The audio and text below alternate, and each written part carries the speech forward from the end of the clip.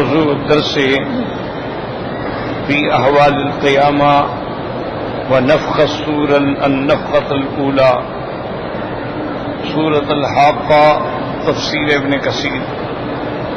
الحمد لله رب العالمين والصلاة والسلام على أشرف الأنبياء وسيد المرسلين سيدنا محمد وعلى آله وأصحابه أجمعين.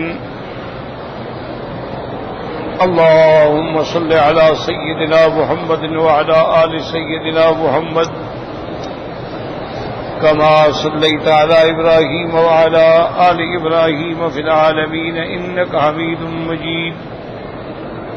أعوذ بالله من الشيطان الرجيم. بسم الله الرحمن الرحيم. فإذا نفخ في الصور نفخة واحدة وحملت الأرض والجبال فدكتا دكة واحدة فيومئذ وقعت الواقعة وانشقت السماء فهي يومئذ واهية والملك على أرجائها ويحمل عرش ربك فوقهم يومئذ ثمانية يومئذ تعرضون لا تخفى منكم خافية. اللہ تبارک و تعالی نے سورۃ الحاقہ کی ابتدا میں اسماء قیامت میں سے ایک نام کا ذکر فرمایا تھا، الحاقہ. اس کے بعد اللہ تبارک و تعالی نے اقوام صالحہ، قوم سمود اور قوم عاد کا ذکر فرمایا کہ جب قوم سمود اور عاد نے اس قیامت کا انکار کیا تو اللہ تبارک و تعالیٰ نے قوم سمود کو جو ہے طاغیہ مانا. اللہ نے ان کو ایک سخت آواز سے جو حد سے گزرنے والی تھی اس سے ہلاک کر دیا. وَأَمَّا عَادٌ، اور قوم عاد جو تھی اللہ نے ان کو ایک ٹھنڈی اور سخت ہوا، تیز ہوا بھیج کے اس کو ہلاک فرمایا، اور ان کے لیے 7 راتیں اور 8 دن تک وہ ہوا متواتر چلتی رہی. ایسے دیکھے گا قوم کیسے پڑی ہوئی تھی جیسے کہ ٹنڈ پڑے ہوتے ہیں کھجوروں کے. فَهَلْ تَرَىٰ لَهُم مِّن بَاقِيَةٍ، کیا ان کی نسل میں سے کوئی دیکھتے ہو آپ کے کوئی بچ گیا ہو؟ پھر اللہ نے ذکر فرمایا تھا فرعون کا، وجاء فرعون ومن قبلہ، فرعون اور اس سے پہلے، والمؤتفقات، اور وہ اوندھی بستیوں والے، الٹی جانے والی بستیوں والے جنہوں نے اپنے گناہوں کی وجہ سے جن پر اللہ کا عذاب آیا. قوم فرعون کو غرق کر دیا گیا، قوم لوط کی بستیوں کو الٹا کر کے پتھروں کی برسات کر دی گئی. ان تمام لوگوں پر عذاب کیوں آیا؟ فَعَصَوْا رَسُولَ رَبِّهِمْ، کہ انہوں نے اپنے پیغمبر کا انکار کیا، نافرمانی کی، تو اللہ نے ان کو پکڑا عذاب سے، ایسا عذاب جو بہت زیادہ تھا. اِنَّا لَمَّا طَغَى الْمَاءُ حَمَلْنَاكُمْ، اور جب قوم نوح علیہ السلام کے زمانے میں طوفان کا عذاب آیا تو جن کو اللہ نے بچانا تھا ان کو کشتی میں سوار کر کے بچا لیا، اور کشتی کو بھی بچا لیا تاکہ وہ نمونہ رہے، اور جو لوگ یاد رکھ سکتے ہیں وہ یاد رکھیں ایسے واقعات کو جو عبرت کے واقعات ہمارے سامنے ہم سے پہلے گزر چکے ہیں، تاکہ ہم اس سے عبرت پکڑیں. اب اس کے بعد ذکر آیا تھا اذا نفخ فی الصور نفخۃ واحدۃ. اس میں نے عرض کیا تھا کہ قرآن مقدس میں کئی مقامات پہ اللہ نے ذکر فرمایا، جیسے یہاں فرمایا اذا نفخ فی الصور نفخۃ واحدۃ، اور دوسری جگہ فرمایا یوم ینفخ فی الصور فتأتون افواجا، اور کسی جگہ فرمایا وَنُفِخَ فِي الصُّورِ فَصَعِقَ مَن فِي السَّمَاوَاتِ وَمَن فِي الْأَرْضِ إِلَّا مَن شَاءَ اللَّهُ ثُمَّ نُفِخَ فِيهِ أُخْرَىٰ فَإِذَا هُمْ قِيَامٌ يَنظُرُونَ. تو کئی مقام پہ اللہ نے ذکر فرمایا ہے کہ جب سور میں پھونکا جائے گا، اور سور کے بارے میں حضور سرکار دو عالم صلی اللہ علیہ وسلم نے فرمایا ہے کہ کرنن ایک سینگ ہے اور بہت بڑا ہے، اور اللہ کا فرشتہ جو ہے اسرائیل، اس کی ذمہ داری ہے وہ سور کو پکڑ کے کھڑا ہے، اور آپ نے فرمایا کہ واضح انفا، اس نے گویا اس پہ اپنا منہ بھی رکھا ہوا ہے، رافع بصرہ الی السماء، آسمان کی طرف نظریں اٹھی ہوئی ہیں کہ کب اللہ حکم دیتے ہیں تک میں کہ پھونکوں۔ تو سور پھونکا جائے گا اور 2 دفعہ، ایک جو ہے وہ تو ہوگا نفخہ صاعق کہ سور پھونکا گیا، بے ہوش ہو گئے، پھر ختم ہو۔ اس کے بعد جو سور پھونکا جائے گا اس میں پھر سب قیامت کے دن یعنی اپنے قبروں سے زندہ ہو کے کھڑے ہو جائیں۔ اب یاد رکھیں کہ یہ سور جو ہے یعنی اس نفخ کے ذریعے ساری کائنات کو دوبارہ زندہ کرنا، تو اصل بات سمجھیں کہ اللہ اپنے کمال قدرت کا اظہار کرتے، ورنہ بظاہر تو عقل میں سمجھ آنے والی بات نہیں ہے، لیکن جو لوگ مر گئے قبروں میں دفن ہو گئے، اچھا بعض لوگ محفوظ رہ گئے، بعض لوگ گل سڑ گئے، بعض لوگ آگ میں جل گئے، بعض لوگ ہواؤں میں فضاؤں میں ہوائی جہاز کریش ہوئے، نیچے گرے، ٹکڑے ٹکڑے ہو گئے، کوئی سمندر میں، کوئی غاروں میں، کوئی پہاڑوں میں، کسی کو درندے کھا گئے۔ تو اب جب سور پھونکا جائے تو اس کا اثر جو ہے اور اس سے جو ارواح نکلے گی اس کا اپنے اپنے جسد میں پہنچ جانا جو ہے یہ ایک بڑی عجیب بات ہے کہ عقل یہاں کام نہیں کرتا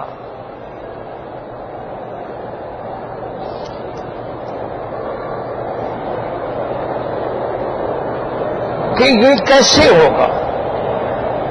لیکن یاد رکھیں یہ چیزیں خلاف عقل نہیں ہے، بات کو سمجھا کریں، یہ بڑا دکھ ہے۔ بہت سارے ہمارے پڑھے لکھے دوست جو ہیں نا وہ پریشان ہو جاتے ہیں کہ یہ عقل کے خلاف ہے۔ عقل کے خلاف کی بات نہیں ہے، یہ ماورائے عقل ہے، یعنی یہ وہ چیز ہے جہاں ہمارا عقل کام نہیں کرتا، وہاں ہمارے عقل کی رسائی نہیں ہے، عقل نہیں پہنچ سکتا۔ تو گویا ہمارا عقل ناقص ہے، یہ مانا نہیں کہ وہ چیزیں خلاف عقل ہیں۔ ایک ہوتا ہے خلاف عقل ہونا، ایک ہے ماورائے عقل کے بھئی چیز تو عقل کے مطابق ہے لیکن ہمارا عقل نہیں پہنچ رہا۔ اب مثال کے طور پہ اس کو یوں سمجھ لیں کہ اگر کوئی آدمی ایک پرائمری پاس بچے سے ایم اے کا سوال پوچھے تو کہے گا جی میں تو سوال ہی نہیں سمجھ سکتا، پھر جواب کیا دوں گا؟ اب یہ مانا تو نہیں کہ وہ سوال ہی غلط ہے، مانا یہ ہے کہ سوال اپنی جگہ صحیح ہے لیکن سوال حل کرنے والے بندے کا عقل وہاں نہیں پہنچ سکتا، اس کے عقل کی رسائی وہاں نہیں ہے۔ اور اسی لیے اللہ تبارک و تعالیٰ نے یہ نفخ روح کا جو مسئلہ ہے نا اس کو اللہ نے کئی مقام پہ بیان فرمایا اور کئی مقام پہ اللہ نے ہمیں دکھلا بھی دیا آگے تاکہ ہم سمجھ جائیں۔ سب سے پہلے تو اللہ نے ملائکہ کو حکم دیا تھا فَإِذَا نَفَخْتُ فِيهِ مِن رُّوحِي، اللہ نے فرمایا جب ہم اپنے روح میں سے حضرت آدم میں روح پھونک دیں گے فَقَعُوا لَهُ سَاجِدِينَ، سب آدم کو سجدے میں گر جاؤ آدم کے سامنے۔ تو وہاں بھی اللہ نے فرمایا کہ جب ہم روح پھونکیں گے تو وہاں بھی نفخت فیہ من روحی۔ اسی طرح قرآن پاک میں آتا ہے وَمَرْيَمَ ابْنَتَ عِمْرَانَ الَّتِي، بی بی مریم جو ہے بڑی عابدہ زاہدہ تھی، فرمایا فنفخنا فیہ من روحنا، پھر ہم نے روح اس میں پھونکا.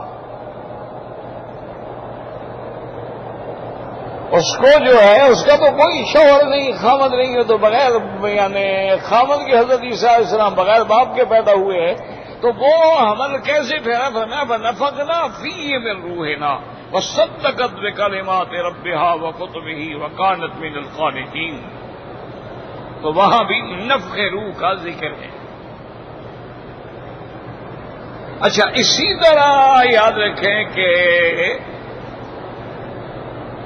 حضرت عیسیٰ علیہ السلام کو اللہ نے معجزات جو عطا فرمائے تھے، ان میں ایک معجزہ یہ بھی تھا کہ آپ پرندوں کی شکل بناتے مٹی سے کسی چیز سے، فینفخ فیہ، پھر اس کے بعد آپ اس میں پھونک مارتے، فیکون طیرا باذن اللہ، پرندہ بن کے اڑ جاتا. تو وہاں بھی اللہ نے بتلایا کہ بھئی نفخ جو ہے پھونکنے سے بھی یہ مسائل حل ہوتے ہیں. اچھا، اسی طرح سے حضور صلی اللہ علیہ وسلم نے رحمت دو جہاں نے فرمایا ہے کہ ہر مسلمان کو چاہیے کہ خود بھی اپنے بچوں کو بھی، بلکہ چھوٹے بچے جو خود نہیں پڑھ سکتے آپ پڑھ لیں، کہ 3 دفعہ سورت اخلاص اور اسی طرح سورت الفلق اور سورت الناس پڑھ کے دم کر کے سارے بدن پہ پھیر دیں. تو یہ نفخ جو ہے اس کا مطلب ہے پھونکنے میں کوئی اثر تو ہے.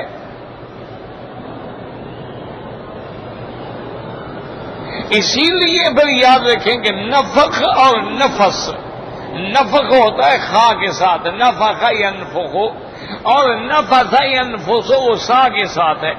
نفس اور نفخ میں فرق ہے. نفخ کا معنی ہوتا ہے کہ پھونک تو ماری ہے لیکن اس میں آپ کے لعاب کے قطرے تھوک نہیں آنی چاہیے. نفس کا معنی ہے کہ نہیں، آپ جب اس پہ دم کریں تو تھوڑا تھوڑا تھوک بھی دیں اس کے اوپر، وہ نفس ہے.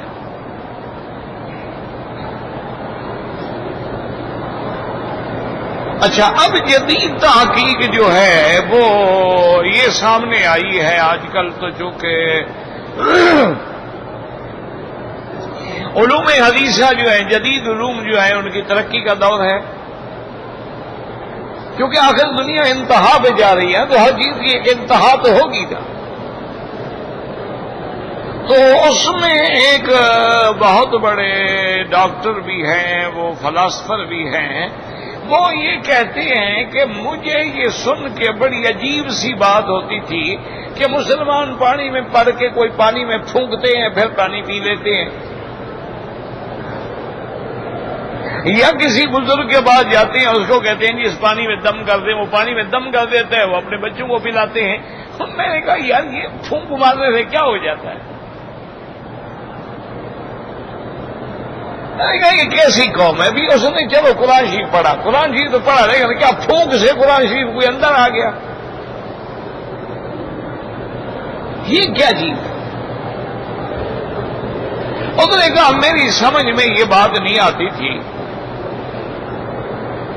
پھر میں نے یہ کیا کہ ایک مولوی صاحب کو بلا کے میں نے اس سے پوچھا، تو کہا بھئی ہمارے قرآن و حدیث میں یہ حکم ہے، سرکار دو جہاں اپنے ہاتھوں پہ دم فرما کے اپنے بدن پہ خود پھیرتے تھے،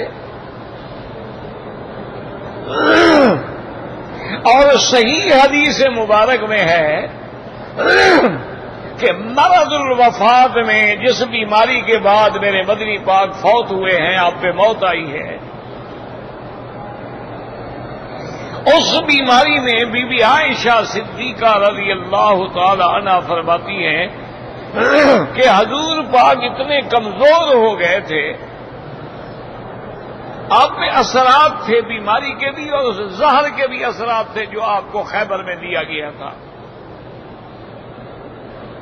جس کے بارے میں حضور نے خود فرمایا کہ عائشہ ھذا وقت اوان انقطاع ابہری، اب اس زہر کا آج اثر ظاہر ہو رہا ہے، میری اندر آتے ایسے جیسے کٹ رہی ہوں.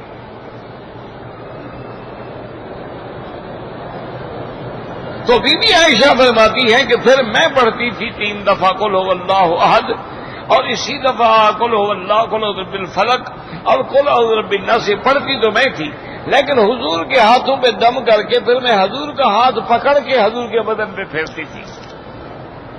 عائشہ عالمہ ہے نا، ذکیہ ہے نا، انہوں نے کہا قرآن تو میں پڑھ لوں گی لیکن حضور کے ہاتھ کی برکت کہاں سے آئے گی؟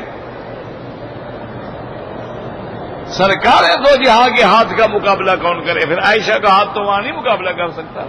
تو فرمایا پڑھ تو میں دیتی تھی، دم میں کر دیتی تھی، لیکن ہاتھ حضور کا. تو اب جناب اس آدمی نے، اس ڈاکٹر نے اس کو بہت بڑا وہ یعنی بڑا لیبارٹری کا بہت بڑا آدمی ہے، تو اس نے کہا کہ میں نے مولوی صاحب سے کہا کہ اچھا دیکھو 2 گلاس پانی ہے. اس نے کہا کہ اس گلاس میں تم پڑھو جو کچھ تم پڑھتے ہو. کیا پڑھتے ہو مجھے تو نہیں پتا، قرآن شریف پڑھتے ہو کیا پڑھتے ہو؟ پڑھ کے دم کرو، پھونک مارو. اس نے کہا مولوی صاحب نے میرے سامنے پڑھا، آیت الکرسی پڑھی، قرآن شریف کی سورۃ فاتحہ پڑھی اور بھی کچھ پڑھے، دم کر دیا. دوسرے گلاس کو میں نے کہا اس میں نہ پڑھیں آپ. اب وہ کہتا ہے کہ جب میں نے اپنے آلات سے اپنے جہاز لگا کے اپنے دوربینوں سے دیکھا تو جس پانی پہ اس نے پھونک ماری تھی اس کے تو تغیرات ہو گئے، اس کے اندر اور کئی چیزیں پیدا ہو گئی، اور جس میں اس نے پھونک نہیں ماری تھی اس میں کچھ نہیں تھا. تو اس کا معنی یہ ہے کہ پھونک مارنے سے بھی تغیرات، تبدلات ممکن ہے، ہو سکتے ہیں.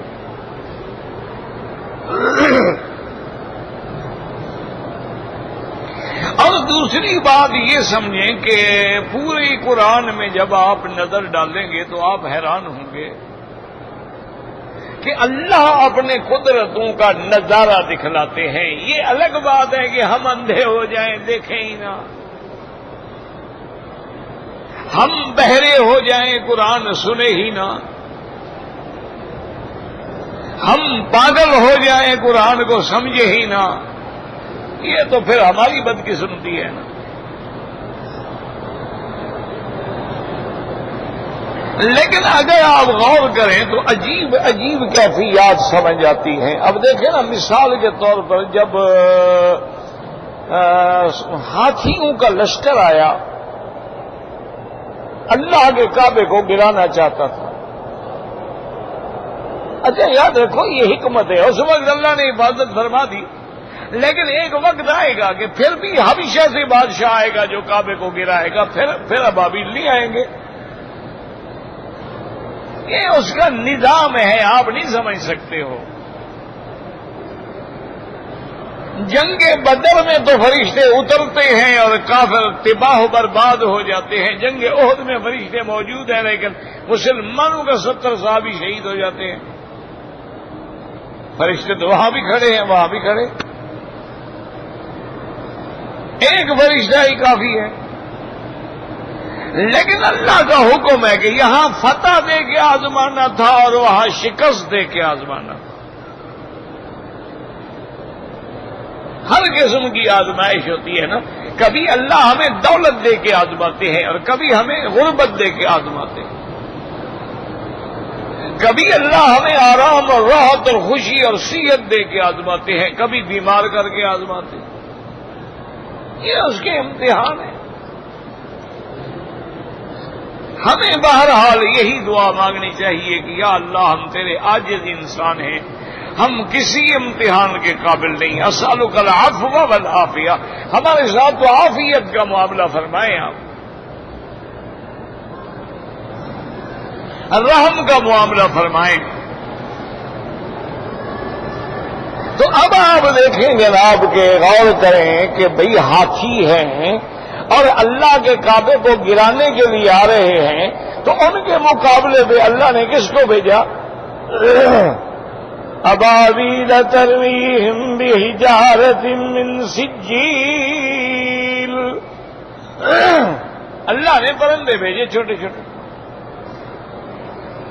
اور ہر پرندہ جو ہے اس کے 3 پتھر لے کے آیا، ایک چونچ میں 2 پنجے میں، آگے گرایا اور ہاتھی تباہ و برباد ہو گئے. یعنی ہاتھیوں کے مقابلے پہ اللہ نے اور چھوٹے سے پرندے بھیجے. اگر ہاتھیوں کے مقابلے پہ کوئی بہت بڑا جانور اور آ جاتا مقابلے تو لوگ کہتے ہیں وہ جانور زیادہ طاقتور تھا. اللہ نے فرمایا نہیں، یہاں جانور کی طاقت نہیں دکھانی، یہاں میں نے اپنے قدرت کا کمال دکھانا ہے کہ ایک طرف ہاتھی ہے اور ایک طرف چھوٹے سا پرندہ ہے، لیکن میں نے کیسے مٹا دیا ہے، اور سبق دینا ہے قریش کو۔ ایک دفعہ تمہاری سرداری ہے، دولت ہے، قوت ہے، اور ایک طرف یتیم محمد مصطفیٰ ہے، لیکن میں نے کامیاب محمد مصطفیٰ کو کرنا ہے صلی اللہ علیہ وسلم۔ تو یہ اس کا نظام ہے۔ اب دیکھیں نا، قوم عاد جو ہے یہ بڑی مضبوط قوم تھی، توانا قوم تھی، اور وہ فخر کر کے کہتے تھے من نشد منا، کو ہم سے کون ہے جو طاقت میں زیادہ ہو۔ لیکن ان کو ہلاک کرنے کے لیے اللہ نے پہاڑوں کو نہیں گرایا، ہوا بھیجی۔ بظاہر تو ہوا ایک لطیف چیز ہے نا، ہوا ہے نا، وہ یار ہوا آ رہی ہے، کھڑکی بند کر دو، ہوا بند ہو گئی۔ وہ یار یہاں سے ہوا آ رہی ہے، ذرا کپڑا دے دو، ہوا بند ہو گئی۔ اللہ نے ہوا بھیجی، انہوں نے کیا نہیں کیا اپنے آپ کو بچانے کے لیے، لیکن ہوا ان کو غاروں کے اندر سے بھی گھسیٹ کے لیے آئی۔ یعنی ایک لطیف چیز ہے، اور اتنی بڑی طاقتور قوم ہے، لیکن اللہ نے ہوا سے ہلاک کیا۔ اسی طرح آپ سارا یعنی تصور کریں، کوئی سوچ سکتا ہے کہ لاکھوں کی آبادی کی بستی ہو اور اس پوری بستی کو ایسے اٹھا لیا جائے جیسے کوئی کرین لگی ہوئی ہو، نیچے سے اٹھا کے اوپر لے جاؤ اور پھر اس کے بعد اس کو گرا دو؟ کوئی تصور کر سکتا ہے؟ آپ پتھر اٹھا رہے ہیں نا کرینوں سے، چلو 100 منزلہ آپ نے بلڈنگ بنا لی، 130 منزلہ بنا لیں گے، ایک بہت بڑا اونچا ٹاور بنا لیں گے، کتنا اونچا ہوگا آخر؟ لیکن اللہ نے جب حکم دیا تو جبریل علیہ السلام نے اپنے پر پہ قوم لوط کی 5 بستیوں کو اٹھا کے آسمانوں کے قریب لے گیا۔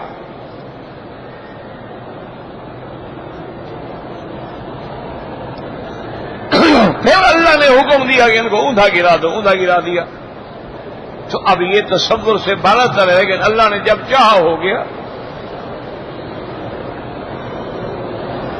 اور اسی طرح اللہ تبارک و تعالیٰ نے قوم فرعون کو،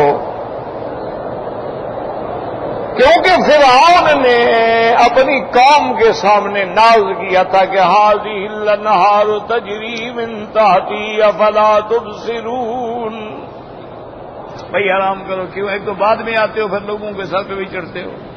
کیا لوگ ہیں، انا للہ بھائی۔ آج تک ہماری قوم کو سمجھ نہیں آیا ہے، حجر اسود پہ ہم لڑتے ہیں، حرم شریف سے نکل رہے ہوں تو جناب ہم ایک دوسرے کو دھکے دے رہے ہیں، اللہ کا آدھا حرم خالی پڑا ہوا ہے، ہم باہر بیٹھے ہوئے نماز پڑھیں، آگے عورتیں ہیں، پیچھے مرد ہیں، عمرے پہ آئے ہیں، لاکھوں روپے خرچ کیے، نمازیں برباد۔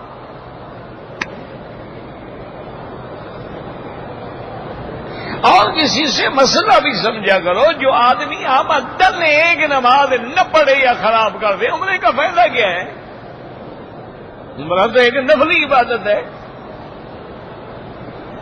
نماز تو فرائض اللہ میں ہے۔ یعنی عجیب کیفیت ہے۔ ابھی آپ نکل کے دیکھیں، پورا میدان بھرا ہوا ہے، کھانے کھا رہے ہیں، روٹیاں کھا رہے ہیں، غیر محرم عورتیں سامنے بیٹھی ہوئی ہیں، ماشاءاللہ جناب بپسیاں کھلی ہوئی ہیں، جام چل رہے ہیں، نماز کھڑی ہو رہی ہے، تکبیر ہو رہی ہے، وہ کھا رہے ہیں۔ اور یار تم نماز کے بعد کھا لیتے تو کیا مر جاؤ گے؟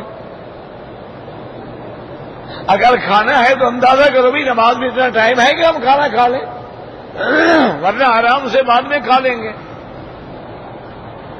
ہم نماز کے لیے آئے، ہم زیادہ سے زیادہ دوڑ کے آئے، کعبے کے قریب پہنچے نہیں، وہاں بیٹھ گیا تاکہ سلام پھرے اور ہم بھاگے۔ اس لیے حدیث مبارک میں اللہ کے نبی نے مثال دی ہے کہ مومن کا مسجد میں ایسے دل لگ جاتا ہے جیسے مچھلی پانی کے اندر ہو، اور جو منافق ہیں وہ اگر آ بھی جائیں تو ایسے ہوتا ہے جیسے پنجرے کے اندر قید ہوں کہ سلام پھرے اور بھاگے ہم۔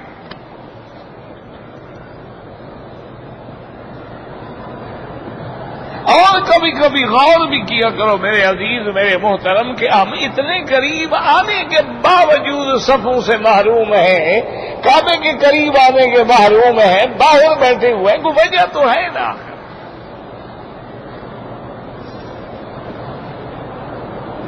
دیکھو نا، بادشاہ کسی کو اجازت دے دیتے ہیں کہ جی میرے محل میں آ سکتے ہو، لیکن کچھ لوگ ہوتے ہیں وہ کہتے ہیں باہر کھڑے رہو، اندر نہ آنا۔ اور کچھ لوگ ہوتے ہیں جن کو اجازت نہیں، آپ اندر بھی آ سکتے، اور کچھ لوگ ہوتے ہیں جن کو اجازت بھائی نہیں وہ جو اندر کرسیاں لگی ہوئی ہیں ان کو وہاں بٹھاؤ۔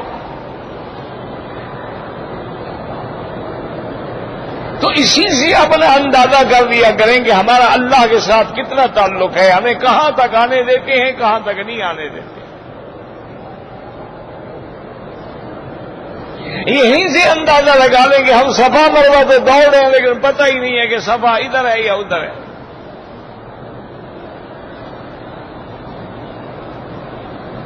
ہم احرام بھی باندھ رہے ہیں، عمرہ بھی کر رہے ہیں، جہاں سے نیت کی ہے نا مثلا پاکستان سے، ہندوستان سے، بنگلہ دیش سے، کہ وہیں سے کندھا ننگا کر کے آ رہے ہیں۔ خدا کا خوف کرو، کندھا ننگا تو صرف طواف کرنا ہے، تم نے اپنی نمازیں بھی مکروہ کر ڈالی، کوئی احساس ہی نہیں ہے۔ اچھا، پھر بعض ہمارے ساتھی جو ہے حرم میں کھڑے ہوئے کپڑے بدل رہے ہیں، چادریں کھول رہے ہیں، دوسرے پہن رہے ہیں، کسی کی چادر گر گئی، کچھ خدا کے گھر میں کھڑا ہے۔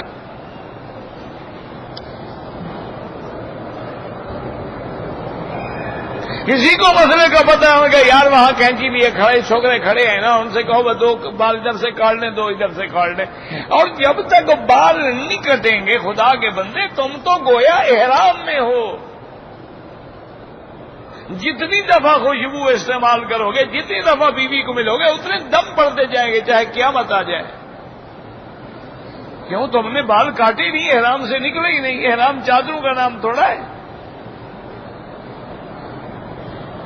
وہ تو صرف امام شافعی رحمت اللہ علیہ کے نزدیک ہے 3 بال بھی کٹ جائیں، ورنہ تو ائمہ ثلاثہ جو ہیں، جمہور جو ہیں، اسلاف جو ہیں، وہ کہتے ہیں حضور پاک نے تو 3 بال نہیں کاٹے، آپ نے تو باقاعدہ اس طرح پھروایا ہے۔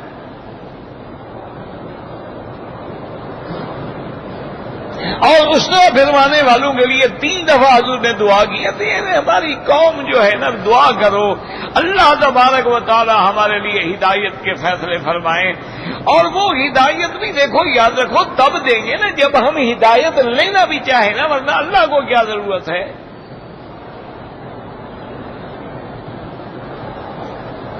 اگر آپ پانی لینا چاہیں گے تو پانی ایسے کریں کہ نل کے سامنے 1 منٹ میں بھر جائے گا پیالہ، اور اگر اوندا کر کے کھڑے ہو جائیں، سارا دن نل کے نیچے کھڑے رہیں، قطرہ بھی اندر نہیں جائے گا۔ جب تک ہمارے دل ہی اونده ہیں تو قرآن یا حدیث ہمیں کیا سمجھ آئے؟ ہم آ رہے ہیں، عمرے بھی کر رہے ہیں، کعبہ شریف میں بھی آ رہے ہیں، طواف بھی ہو رہے ہیں، حضور صلی اللہ علیہ وسلم کی مدار مبارک پہ بھی جا رہے ہیں، صلاۃ و سلام بھی پڑھ رہے ہیں، جنت البقیع الغرقد پہ بھی جا رہے ہیں، شہدائے احد پہ بھی جا رہے ہیں، لیکن مسئلہ سمجھ نہیں آیا۔ جو ابو بکر عمر کا دشمن تھا وہ اب بھی دشمن ہے، اب آنکھوں سے دیکھو بھی ان کی مدار کہاں ہے۔ اب بھی تمہیں مسئلہ سمجھ نہیں آیا کہ اللہ کے ہاں ان کا کتنا بڑا مقام ہے کہ ایک دن میں کتنے سلام ان پہ نازل ہوتے ہیں۔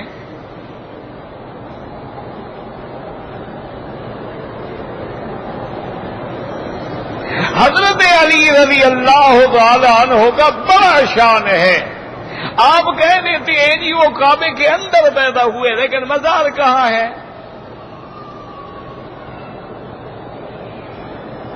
نجف اشرف میں۔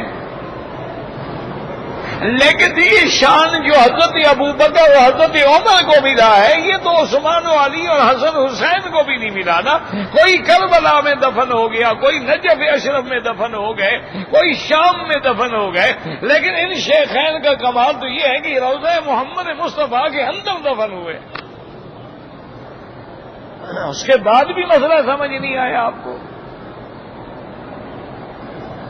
تو یہ تو پھر علاج ہی کوئی نہیں نا کسی بندے کے پاس کہ سب کچھ دیکھنے کے باوجود بھی تمہیں سمجھ نہیں آتی بات۔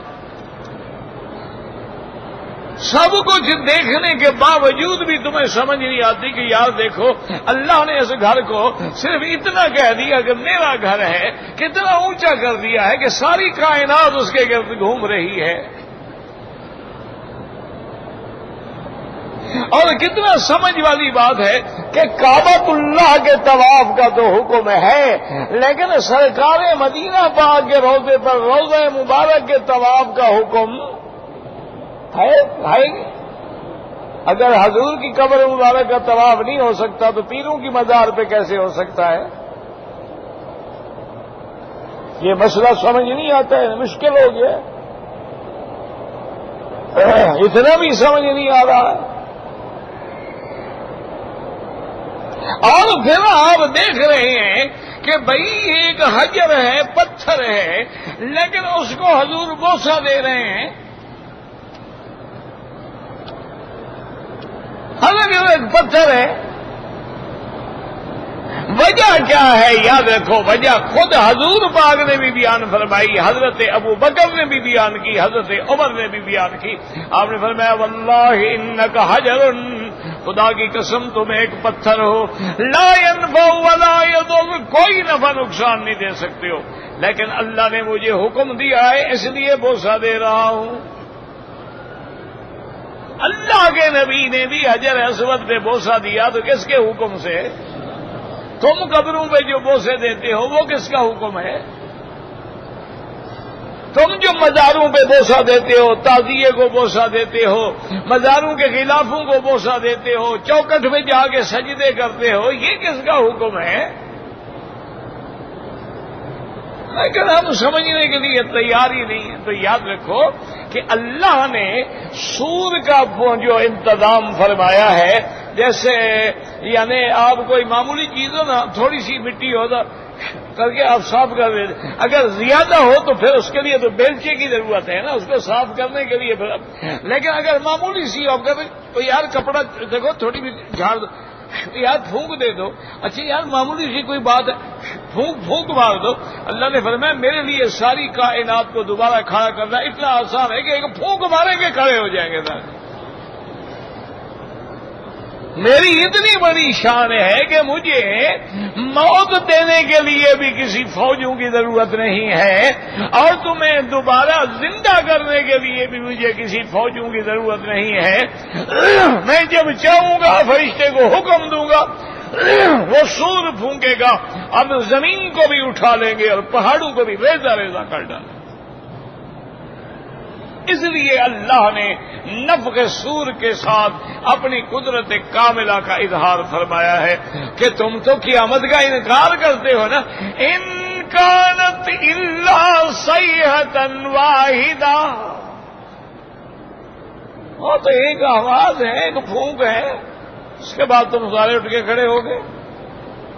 اس لیے اللہ تبارک و تعالی نے، اور بھی اللہ عالم کتنی حکمتیں ہوں گی، اللہ عالم باسرار کتابہ۔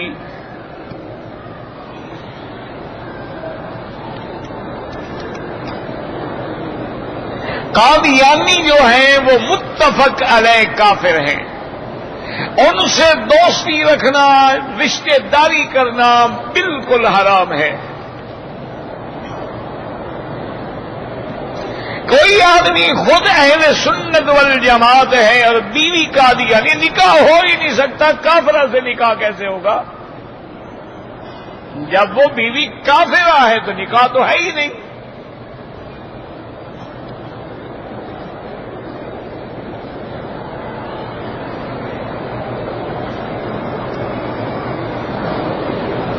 کہتے ہیں جی کہ جو بارڈر پہ ہوتے ہیں، کبھی درخت کاٹنے جاتے ہیں اور ان کو انڈیا کی بارڈر کراس کر جاتے ہیں، گولی مار دی جاتے ہیں، وہ کوئی شہید کیسے شہید ہے؟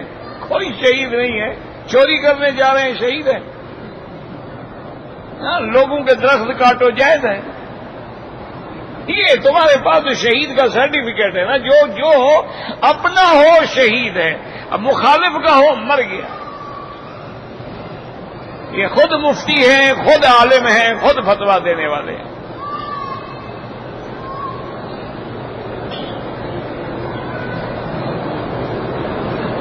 اگر ایک پلاٹ کی قیمت جو ہے 5 لاکھ میں ہم نے خریدا ہے، اس پہ ہم نے مکان بنایا، مثلا 5 لاکھ اور لگا دیا، اب زکوٰۃ جو ہے وہ پلاٹ پہ یا مکان پہ نہیں لگے گی، اس کا جو آمدنی ہوگی کرایہ اس پہ زکوٰۃ لگے گی۔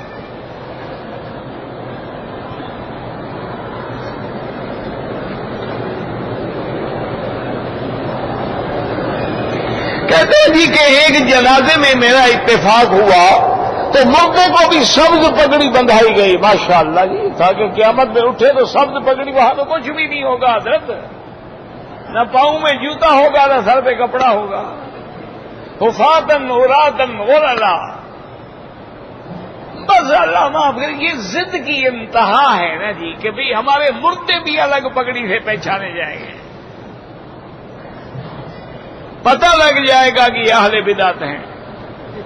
کیوں؟ حضور پاک نے کسی مردے کو پگڑی پہنائی ہے، تو جب حضور کی سنت کے خلاف ہے تو بدعت ہے.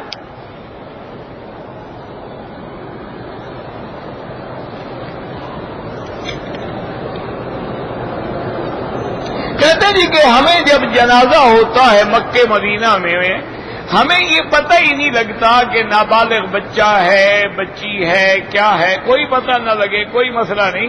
ہم امام کے پیچھے نماز پڑھ رہے ہیں.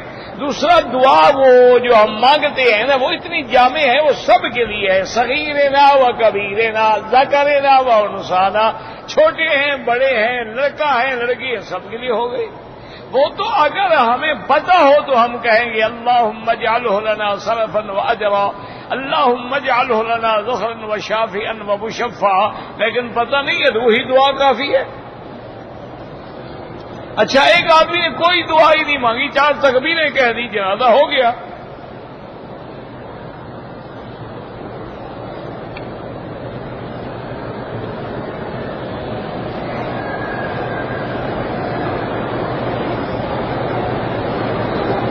ایک آدمی کی لڑکی 12 سال کی عمر میں حیض آ گیا ہے، ہو سکتا ہے کوئی بڑی بات نہیں ہے، دیر بھی ہو جاتی ہے، اور امیر گھرانے کی لڑکیاں جو ہیں ان کو حیض جلدی بھی آ جاتے ہیں.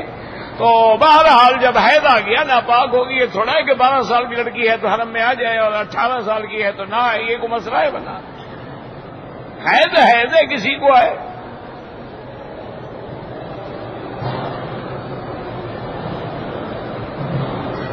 حرم کے دروازوں کے باہر میدان میں بیٹھ سکتی ہے.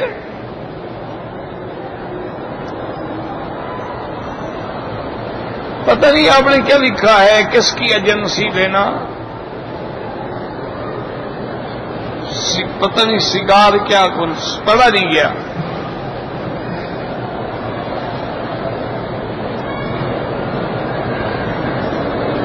اگر ایک آدمی کا لڑکا پیدا ہوتا ہے، سنت یہ ہے کہ 7ویں دن 2 بکرے یا 2 دمبے ذبح کر کے تقسیم کرے یا پکا کے کھلا دے، دوستوں کو بھی بلا لے.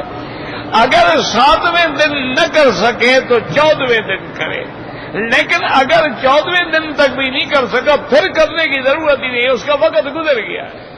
اچھا، ایک آدمی غریب ہے، اس کے پاس کھانے کے پیسے نہیں، عقیقہ کہاں سے کرے گا بھائی؟ کوئی ضروری نہیں، سنت ہے، اللہ پیسے دے تو کرو، نہیں تو نہ صحیح.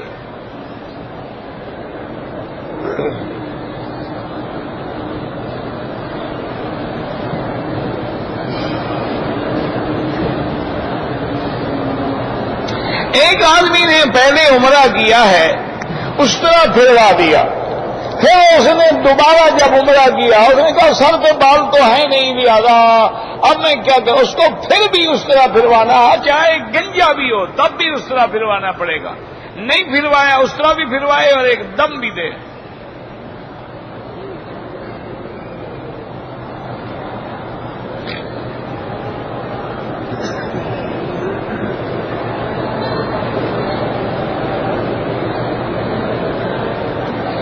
کہتے جی میرے خاوند نے پابندی لگائی ہے کہ میں اپنے ماں باپ کے پاس نہ جاؤں، یہ ظلم ہے، ناجائز ہے.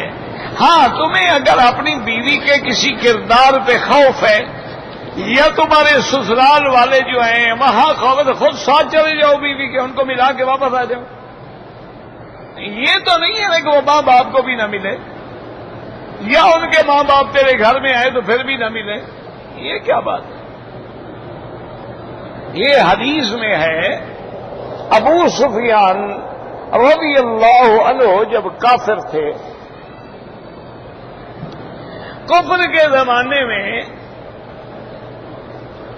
مدینہ منورہ تشریف لے آئے تو اپنی بیٹی کے گھر میں بی بی ام حبیبہ ابو سفیان کی بیٹی تھی، حضور پاک کی بیوی تھی.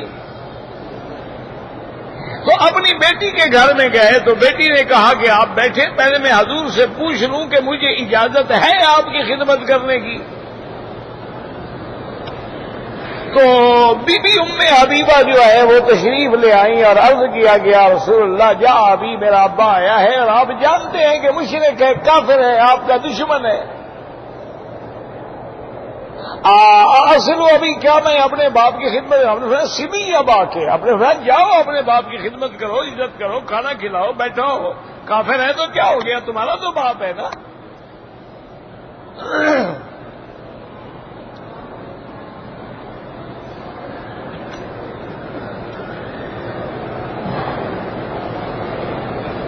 اگر کوئی آدمی مرزائی کا، قادیانی کا پتہ ہو گئی ہے قادیانی ہے، اس کا جنازہ پڑھنا حرام ہے۔ جب کافر ہے، کافر کا کیا جنازہ؟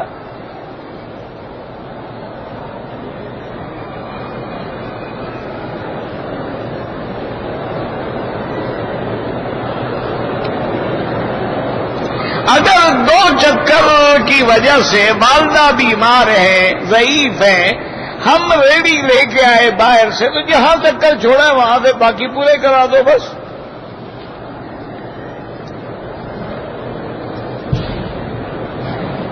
بہرحال دروازوں کے باہر جو بیکار جوتے ہیں، جن کے استعمال کی کوئی امید نہیں ہے، اس کو ضرورت کے تابع کوئی استعمال کر لے، ورنہ افضل یہی ہے کہ اپنا جوتا جو ہے، اسی لیے انتظام کیا ہے ماشاءاللہ حکومت نے کہ دروازے پہ باقاعدہ وہ کھڑے ہیں، آپ کو باقاعدہ شاپر دیتے ہیں کہ بھی آپ اس میں لپیٹ کے لے جاؤ۔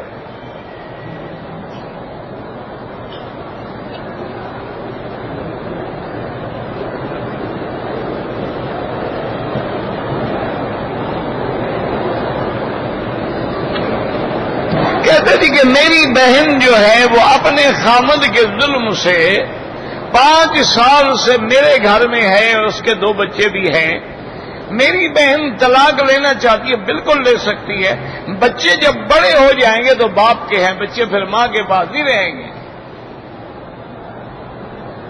اور جو 5 سال لینے نہیں آیا پھر لینے کیا آئے گا؟ جس شریف آدمی کو 5 سال اپنی اولاد میں بھی رحم نہیں آیا، بھئی بیوی سے جھگڑا ہے، طلاق تو فارغ کرو اس کو۔ یہ تو اسلام نہیں کہتا نا کہ لٹکا کے رکھو، نہ بیوی بناتے ہو نہ طلاق دیتے ہو۔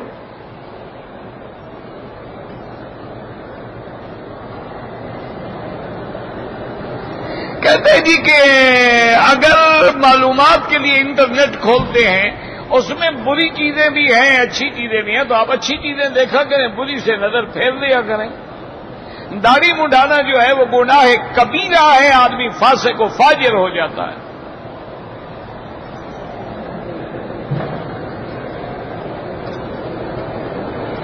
عورت نے اگر عمرے میں ابھی خود طواف ہی نہیں کیا، صفا مروہ بھی نہیں دوڑی، دوسری عورتوں کے بال کاٹے، دم پڑ گئی۔ اگر دونوں عمرے کے ارکان پورے کر چکے ہیں پھر ایک دوسرے کے بال کاٹ سکتی ہے۔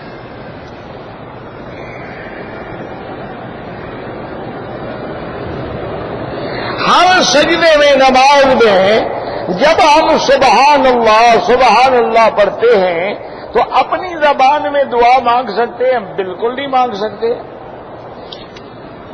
دعا مانگیں جو حدیث میں ہے، یا مقلب القلوب ثبت قلبی علی دینک، اللہم انی اسألک العفو والعافیہ، سبحان اللہ سبحان ربی الاعلی وبحمدہ، سبوح قدوس ربنا رب الملائکۃ والروح۔ اپنی زبان میں منع ہے۔ زندہ آدمی کے لیے کوئی عمرہ نہ کرے، دعا کریں اللہ نصیب کرے۔ اگر گھر میں زمزم کا پانی رکھا ہے، مرد یا عورت پلید ہے، کیا زمزم کا پانی پی سکتے ہیں؟ پی سکتے، ہر پانی پی سکتے۔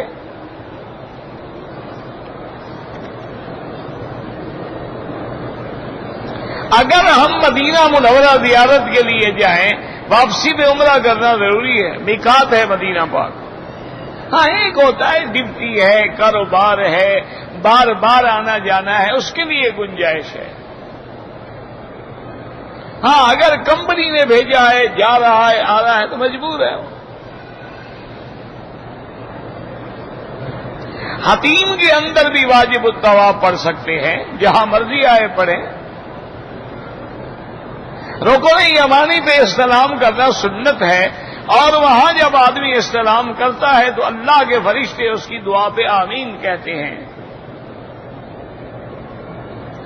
بی بی فاطمہ کی مہر کی مقدار جو ہے وہ تقریباً علماء نے 40 تولے چاندی کی قیمت لگائیں آپ۔ یہ جو 35 ریال بنائے ہوئے ہیں یہ تو غلط بات ہے۔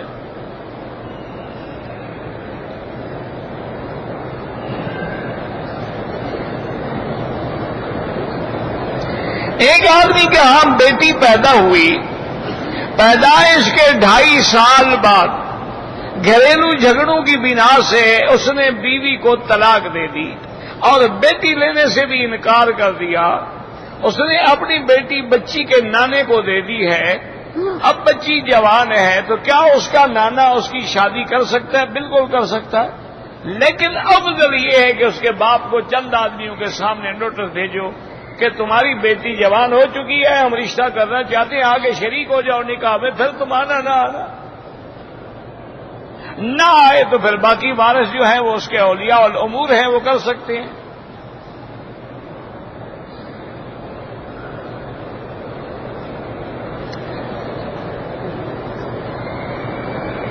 اللہ کے بندے سے گناہ ہو جائے تو اللہ سے معافی مانگے، توبہ کرے۔ نماز پڑھتے ہوئے برے خیالات آتے ہیں، اللہ نے معاف کیا ہے، کوئی فکر کی ضرورت نہیں۔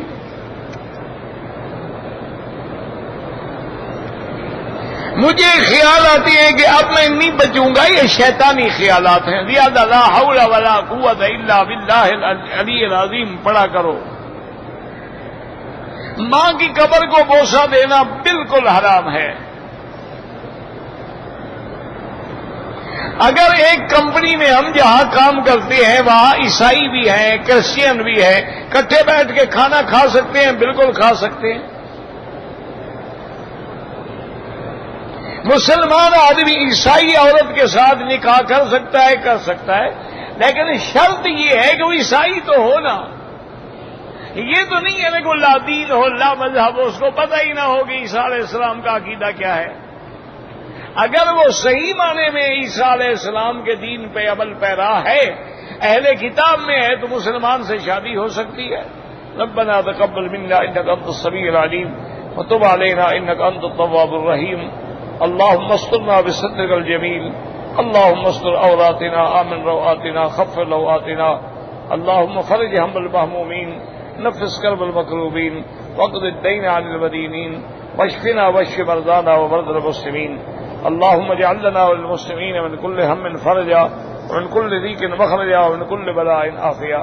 یا اللہ عالم اسلام کی عزت کا فیصلہ فرما، یا اللہ مسلمانوں کی نصرت و مدد فرما، یا اللہ بیماروں کو شفا عطا فرما، بے حیاؤں کو حیا عطا فرما، بے دینوں کو دین عطا فرما، بے اولادوں کو اولاد عطا فرما، جن کی اولادیں ان کو صالح بنا، جن کے گھروں میں بچیاں ہیں ان کے رشتے آسان فرما۔